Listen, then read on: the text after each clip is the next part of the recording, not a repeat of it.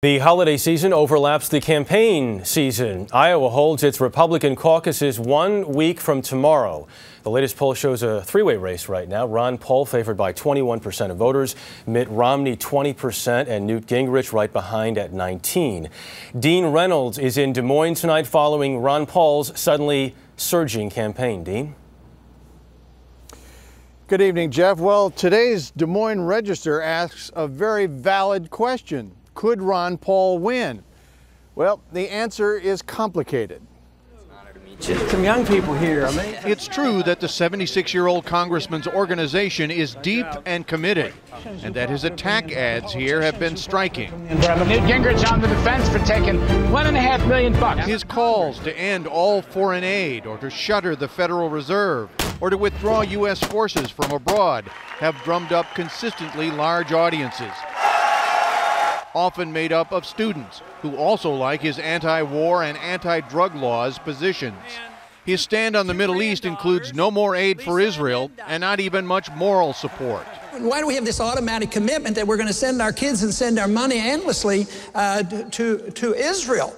Paul's improving prospects have triggered news media scrutiny beyond his current policy views to include a series of newsletters he published 20 years ago. Newsletters that included controversial passages on Jews, homosexuals, and African Americans.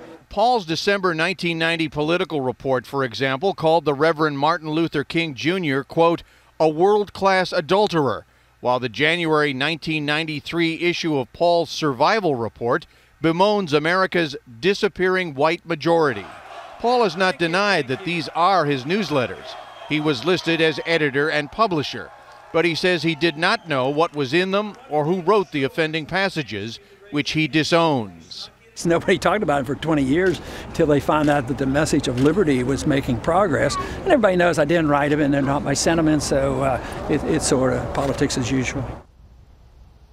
It's a measure of Ron Paul's impact here that his rivals are now criticizing his positions instead of ignoring him.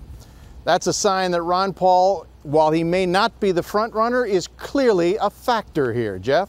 Dean, we mentioned 8 days until the caucus. Now, what can we expect this week?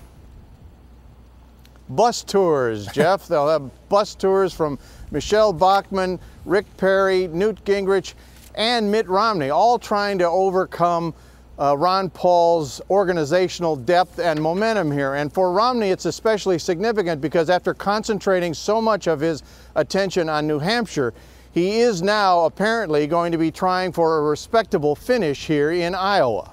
Jeff? Dean Reynolds, thank you.